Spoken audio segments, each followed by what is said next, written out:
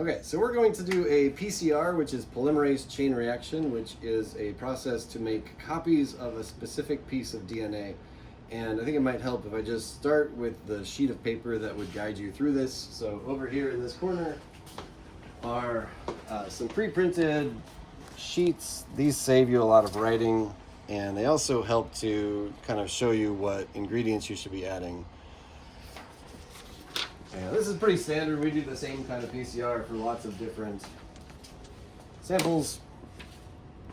So to fill this out, we would put our date on there. And number of samples today, we're gonna do 5, I think. So samples, they have the identifiers that we gave them earlier. So HDRL 81, 82, ERCLO2B. Then we're going to have a positive control and a negative control. And in PCR, the positive control is a DNA that has worked before. And this is a way that we can basically ensure that we've done things correctly in the steps. If it worked before, we should be able to get it to work again. The negative control, we're going to use water in place of DNA. So it'll have all the ingredients except it won't have any target DNA to copy. And the idea there is that if we didn't add any DNA, we shouldn't get any product. If we accidentally get a product as a result of that, then that tells us that we got some wrong DNA in there somewhere. And so that's an indication that we would have some kind of contamination. So by doing the controls, we save ourselves a lot of time figuring out what went wrong. Just by including those early, we can see things go wrong earlier in the process. So we'll get those and add them to the set. The primer pairs, so these are specific to whatever you want to copy. We're going to copy the ITS gene. And so it has primers called P5F and P4R. We'll get those out of the freezer. And then the primer pair goes along with a thermal cycler program. In this case, it's called 30S55PH. The 30S is 30 seconds, so that's length of time that it extends the DNA for. Depending on the size of the product we're trying to make, that would be longer or shorter time. It's just a length of time for the enzyme to copy the DNA. The 55 is an annealing temperature, so that's down here, 55 degrees Celsius. The name for the protocol kind of saves you writing this information, but this is basically the standard recommendations for the enzyme we're using, and then a little bit of tweaks that will change based on the length of the product we're trying to copy and the properties of the primers. So these primers don't stick as well as some other ones, so we're going to decrease the temperature. This is kind of low for my preference for annealing temperature, but that's what we have to do because of the primers. This is kind of cursory explanation today. If you want to know more about PCR, you've got to dig around and find more about the reasons why we're doing any of these things. So the way it's built here, we got this set of numbers up here. This is the ingredients that it would take for one reaction, and they're also inflated a little bit. So I inflated them by about 10%, and that's so that we have extra liquids left over. So if we measured out just as much as we need, we'd probably come up short. But the 10% extra means that we usually end up with just as much as we need. If not a little spare. It's better to have extra left over than to come up short at the end. So you just take every one of those measurements, multiply it by your number of samples. So 5 times 5.5, 27.5. Everything's in microliters here. 2.2 times 5 is going to be 11.88 times 5, 4.4. These other ones here are actually multiples of the numbers we used before. So a little cheat is you don't have to use the calculator. The primer amount is 1/10 as much as the water. So I'll just take that 27.5 and divide by 10. Same amount for forward and reverse. And then the enzyme called Fire2 is 10 times less than this one, so that'll be 1.1 microliters. The ingredients for all of these are going to be in the freezer, and when students get set up, they should have their own for all of these things. So that's a way to also have some confidence that you've got your own ingredients, and if something goes wrong with your reaction, then you have yourself to blame, and you have less that you can blame on somebody else. So I've got everything already set up in a rack over here, and we're going to do it in a way where we make a master mix. So we just get a clean tube. I've got the smaller size here, but you could use the bigger size. I guess if we're doing this by the numbers, you could maybe label it as MM is pretty popular for master mix. Could label it whatever you want. If you can keep track of it, it's basically, you could leave it unlabeled if you want to. And then my recommendation is just to go through all the ingredients on our ingredient list and add as many, or add them in order. So 27.5 of water, and we get our tips that match this one.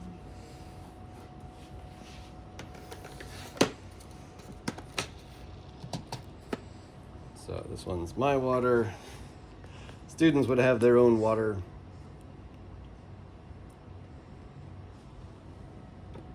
So the master mix means we can mix everything up together. It means that we don't have to worry about small volumes.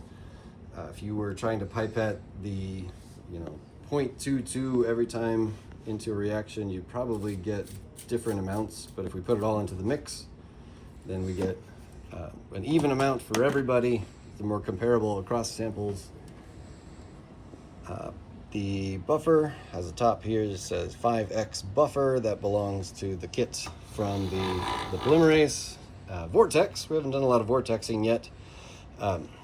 Anytime you pull something out of the freezer, it's a good idea to vortex it before you use it. Freezing can separate out some layers, and you want to make sure this is an even amount of everything that you think is in there. So that's the buffer. Next up are the DNTPs, and that comes out at a smaller amount.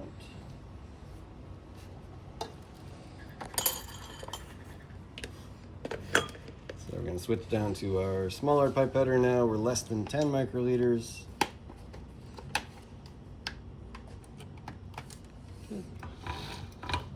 Vortex.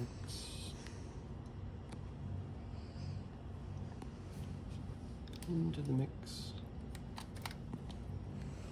All right, now primers 2.75. So usually these are 2 at a time, and to keep track of them, I usually open one at a time. So I open the first one. I know it seems kind of silly, but I'm going to open the first one, transfer it over,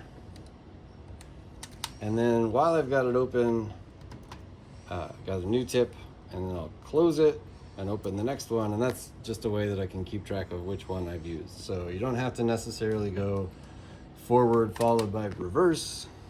I've got 2 in my hand. I know I've used both of them. And that just leaves the polymerase.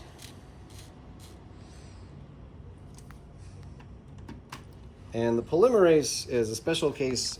It's the most expensive ingredient as part of this. It's about $1 per microliter. And so we want to, get our most value out of this. Not a big deal in the scheme of things, but if we had to discard everything up to this point, it wouldn't have cost a whole lot. This one costs more than the rest. So it's special. It's the last one. It's also an enzyme in a liquid that doesn't freeze solid. So we can leave it in the freezer and get it out that way. It's called Fire, P-H-I-R-E, Fire 2. It might come in a container that looks like this, or the factory one has a blue top with the same label. And so to use it, I've already got a clear tip on here, clean tip. Vortex. Grab my liquid, and then I'm just going to put it right back in the freezer. So it doesn't have to thaw, it doesn't come out with the other ingredients. And then we'll just walk this over to our ingredient container. A couple times I've done this where as you expel it, you pull it back up and sort of pipe it up and down a couple times. Probably not the most important thing, but it sort of gives you a feel like you're rinsing out the very last of whatever you're transferring. Sometimes you feel like that's necessary. I'm probably not making a big difference. Okay, so there's our master mix. We can vortex the whole thing now. That's got all the ingredients it takes for a PCR, except for what we call the template. So the DNA to start it up will be something that we add separate. And we're gonna add our master mix to a set of PCR tubes. I like to use these that are on a strip. You also could do it with ones that are individually, they have got their own caps. And this one, the strip is separate from the bottoms, and you do 8 at a time. What I like about this is that you can save on labeling. So if I just label it, I'm gonna put an A on there, not a big deal. It's a little hard to keep labels on something so small, so the rack where this is on, that's a good thing to label. So I'll just label this with my name and the date. And if we keep track of things, then the rack that has these samples should have everything we need to identify it. So today's date and my name. The lid to the strips has a fatter side here. I don't know if you can see, there's like a scuffed A on there. And then the farther end is skinnier and has a scuffed H on there. So A through H. So I like to use the A as the starting point. Obviously, one thing you could get mixed up is which way is left and which way is right on these things. So if you keep your left and right consistent, then you can keep track of samples. If you mix them up, that can be a big problem. Okay, so we're gonna do 5 of these, as I said. And for that, we're going to add our master mix. So according to the instructions, we mixed up enough so that we'll add 9 microliters of the master mix, and then 1 microliter of the DNA template or negative control, whatever our template is. So the nice thing about master mix also is we can keep using our same tip here. So all of the destinations, until we put the DNA in there, there's no difference among them. So it's fresh plastic, and they're all gonna get this part of the mix. Let's see if we came out with enough. So just enough. I kind of used up the liquid that's in there, so that 10% extra. Sometimes there's a little vagueness about how much liquid gets put in or taken out. Things are sticky and so on. So that saved us from having to run out at that point. Okay, so everything's the same here. Master mix, that's kind of what master mix means. Now we'll come down to 1 microliter, and that'll be for our DNAs. DNAs came out of the freezer, so we'll mix them up and grab some from there. This one's close to empty, so I did a little whip to get it down toward the bottom. Always good to check from the side that verify that you've got the liquid you were trying to get. Use all your senses while you're doing this. So heads up lab work. First one, second one.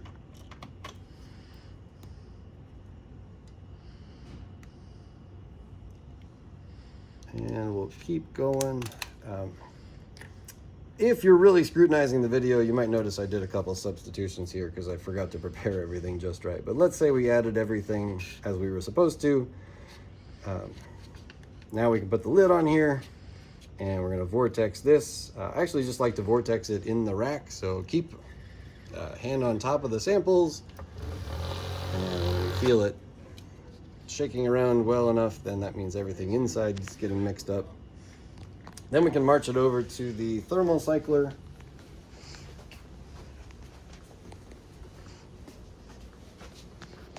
And this one, someone was running a sample, a program already. To get to the main menu, we're going to go through screen. Will help us to cycle through these. So this is the main screen. If you just turned it on, you would get a screen that looks like this. They ran on the left side. This particular machine has a left side, right side that are independent. And so I can put this just into the right side. So if someone's running a program, I can run my own program over here. Close that up. So the smaller holes are where the samples go. It's tempting to put them in the bigger holes, but those aren't the right size. When you get it in there, press down. If it's not sealed, you'll feel some popping as it kind of sets into place.